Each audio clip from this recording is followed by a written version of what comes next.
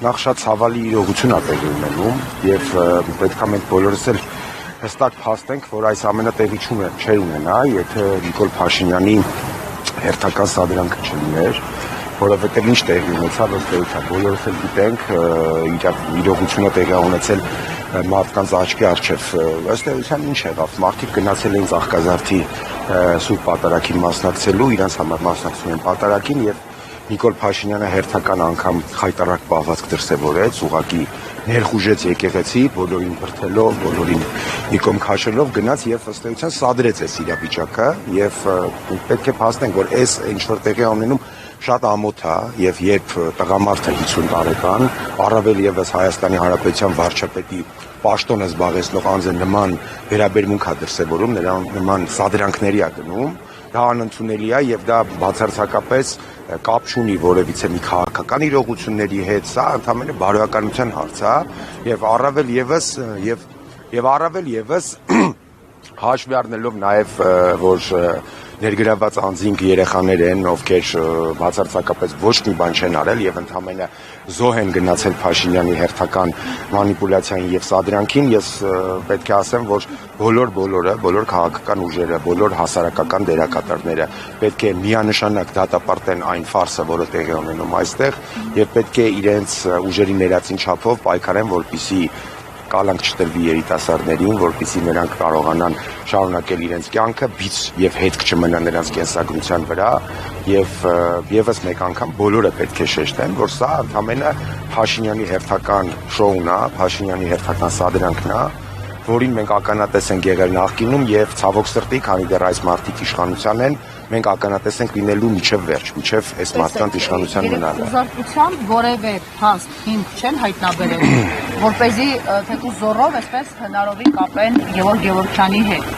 Ամեն դեպքում Գևորգ Գևորգյանը այդ եկեղեցու հավատացյալներից է, ես էլ այդ եկեղեցու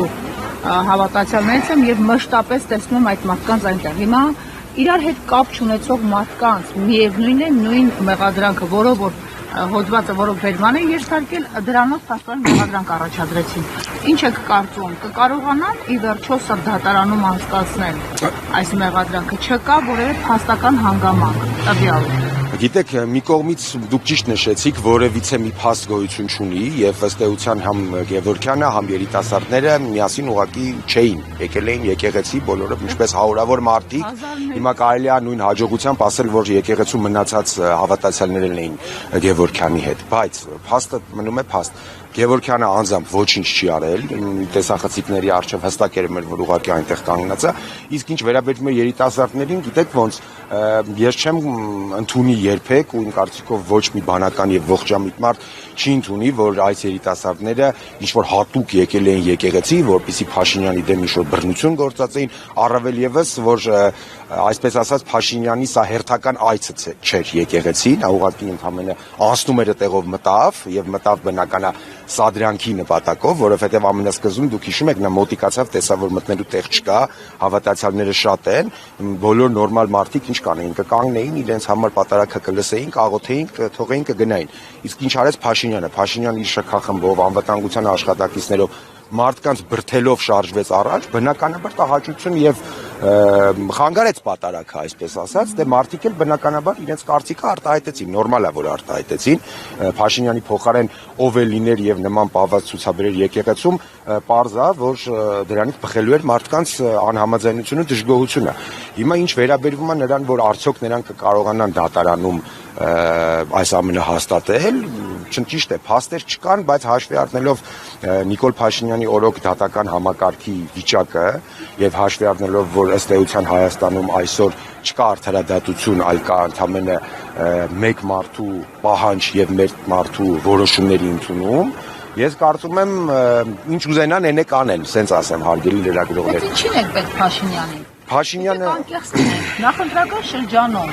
երկու աշակերտի, այն էլ բախները չբերեց, համ բժշկի ընտանիք էր։ Մյուս կողմից այդքան լուրջ առաջադիմությամբ փայլող երեխաներ երկու դպրոցում եւ երեխաների ընկերներն էին նույնիսկ, ասենք մի քանի գլուխ բարձր շատ շատերից։ Հիմա այս իրավիճակում ինչ էֆեկտ ստացավ Փաշինյանը, եթե նախընտրականում սկսում են ամենուր քննարկել իր բռնապետության մասին, քննարկում են, թե ինչպես ինքը գնաց Սադրանքի այն եկեղեցում, որտեղ ընդամենը 2 ամիս առաջ չկարողացավ ներս մտնել։ Քահանաները դռները փակել էին դպիրների եւ սակավակներ առանձնացել էին, որպեսզի չհաղորդակցվեն Նիկոլ Փաշինյանի հետ։ Դե նախ Փաշինյանը բոլորս է գիտենք, որ շատ քինախնդիր եւ հիշաչար մարդ է եւ ցանկացած նմանատիպ քայլ իր հանդեպ ինքը հիշում է եւ փորձում է հնարավորան դեպքում այսպես ասած մուր հանել մարդկանցից, իսկ ինչ վերաբերվում է իմաստին, գիտեք ոնց Փաշինյանի գործողությունների մեջ շատ հաճախ առաջին հայացքից իմաստ չկա, օրինակ նույն մետրոյում մեր հայրենակցու վրա հարձակվելը կամ այդ շատ բավականին կռեհի ձևով է ժինգյալով հաց ուտելու պատմությունը։ Ես կարծում եմ, որ Փաշինյանը ընդհանրապես լուծում է մի խնդիր, իր այս սենսացիոն եւ անընդունելի պահվածքով ընդհանրապես փորձում է մնա տեղեկատվական մեյնսթրիմում, որովհետեւ նա հստակ հասկանում է, որ քաղաքականապես առաջարկելու բան չունի, արդեն քաղաքականությունը եւ քաղաքական խոսույթը Նիկոլ Փաշինյանի բացարձակապես սպառվել է, արդեն անցել է բացահայտ սպառնալիքի եւ շանտաժի պատերազմով է նույնիսկ սպառնում հայ ժողովրդին եւ եթե մարդիկ չունեն քաղաքական խոսույթ, եթե մարդիկ չունեն որևիցե մի առաջարկ հանրությանը, նրանք պետք է գնան էժանագին մանիպուլյացիաների, էժանագին ինչ-որ շոուների, գիտեք ոնց հնարավոր է եւ Նիկոլ Փաշինյանը հույսը դրել է նմանատիպ բաների վրա։ Այս մարդիկ պատրաստ են ցանկացած քայլի, այս մարդիկ անելու են ամեն ինչ, բոլոր անմեր, մեղավոր, կապ ունեցող, չունեցող մարդկանց լցնելու են բանտերը, միայն եւ միայն իրենց սեփական վերարտադրությունը ապահովելու համար։ Ինչպես է գնահատում, որ պաշտպանները երկար ժամանակ չէին կարողանում գործել վարչության ներս, չնայած իրենց պաշտպանները արդեն այստեղ են ու արդյոք 10 տարեկանների ձեռքբերումները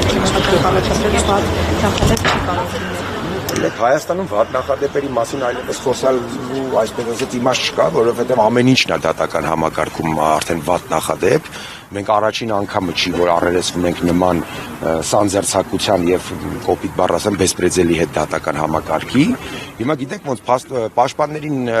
ներս չթողելը դա եւս մեկ անգամ այդ անհարգանքի ժողովրդի վրա թքած ունենալու եւ բռնապետական կարգեր հաստատելու փորձ է Փաշինյանի կողմից։ Ընդհանրապես ուզում եմ մարդկանց ահաբեկի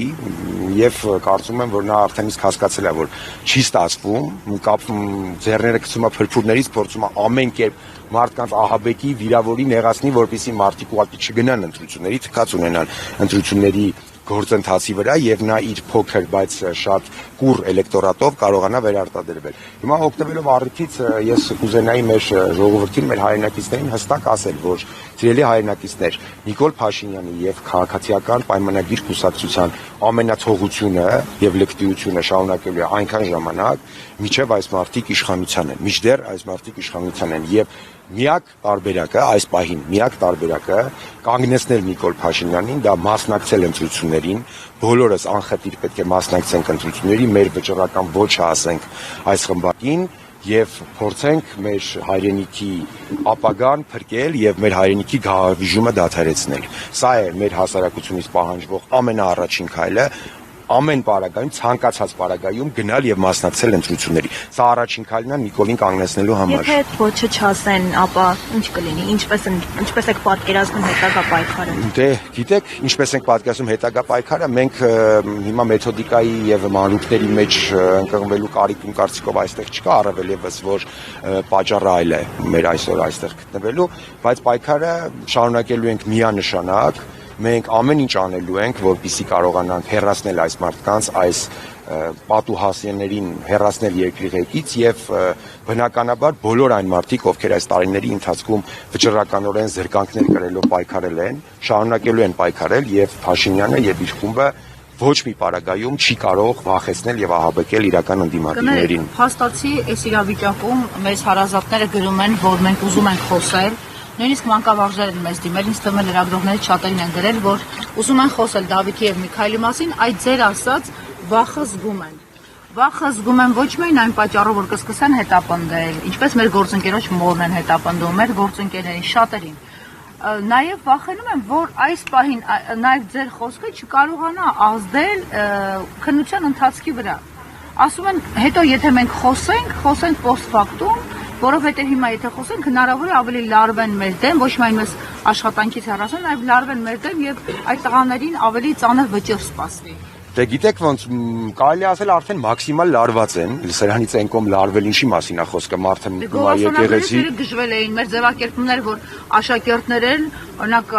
չթաքցրեցին քպական պատգամավորները, որ ինչ է նշանակում աշակերտ, նրանք 18 լրացած, բայց մենք մեղավոր չենք, որ ձեր համակարգով դպրոց են գնում 18 տարեկան են, նրանք պարոններ չեն, նրանք ընդհանրապես դպրոցական աշակերտներ։ Միանշանակ, գիտեք, սա բռնություն է եւ ռեպրեսիա է երեխաների հանդեպ մեծ հաշվով, որովհետեւ այս մի կարմիր գիծն էլ Փաշինյանը չէր հատեց, բայց ինչ վերաբերվում է վախին, ես կուզենայի հորդորել եւ խնդրել էլի մեր հայրենակիցներին, որ մի վախեցեք, որովհետեւ մենք, այսինքն մարդիկ, ովքեր համաձայն չեն Նիկոլ Փաշինյանի հետ, ավելի շատ են եւ շատ ավելի ուժեղ են, քան Փաշինյանը եւ իր ղեկավարած ռեժիմը, ուղղակի խնդիրը նրանում է, որ մենք գործում ենք առանձին, մարդիկ չեն արտահայտվում, մարդիկ չեն խոսում, հենց այսօր նայեք, ստեղ ինչա կատարվում, ինչի պետք է այստեղ չլինեին հարյուրավոր, հազարավոր մարդիկ, ուր են այն բոլոր մարդիկ, ովքեր հետևողականորեն տարիներ շարունակ պայքարել են Նիկոլ Փաշինյանի դեմ։ Խնդրեմ, եկեք ձեր ձայնը բարձրացրեք։ Որևէ ՀԿ տեսակ, որ երեխաների իրավունքներով է զբաղվում։ Հիշում եք, Հայաստանում կա այսպես կոչված քաղաքասարակություն, ասում են կա, եւ ուր են այդ քաղաքասարակության ներկայացուցիչները։ Քաղաքասարակության ներկայացուցիչները առավոտից երեկո թութակի նման կրկնում են Փաշինյանի պրոադրբեջանական թեզերը, ինչ որ գնում են Ադրբեջանի քաղաքասարակության հետ են հանդիպում, փորձում են մեծ հաշվով արևմտյան Ադրբեջան պրոյեկտը իրականացնել, բայց երբ գալիս է իրավիճակ, երբ երկրի ղեկավարը շատ բռի վերաբերմունք է ցուցաբերում կնոջ հանդեպ մետրոյում մանկահասակ երեխայի ներկայությամբ չեն արձագանքում, երբ դպրոցական երեխաներին նմանատիպ վերաբերմունք են արժանացնում չեն արձագանքում, հիմա սա որ դպրոցական երեխաներն էլ փորձեն ինչ-որ ֆլեշմոբերով կամ ինչ-որ բաներով։ Գիտեք, դա ես չեմ ուզում հաշվի առնելով մեր քաղաքականությամբ զբաղվելու հանգամանքը, չեմ ուզում ուղղորդեմ ոչ մեկին եւ չեմ ուզում հավելյալ մանիպուլյացիաների առիթ տամ քաղաքացիական պայմանագրին, ես ուղղակի կարծում եմ, որ բոլոր մարդիկ, ովքեր հաշտ չեն այս իրավիճակի հետ, պետք է իրենց ձայնը բարձրացնեն, բնականաբար պետք է խոսեն, պետք է դատապարտեն, պետք է իր աջակցությունը հայտնեն տղաների եւ տղաների ընտանիքին։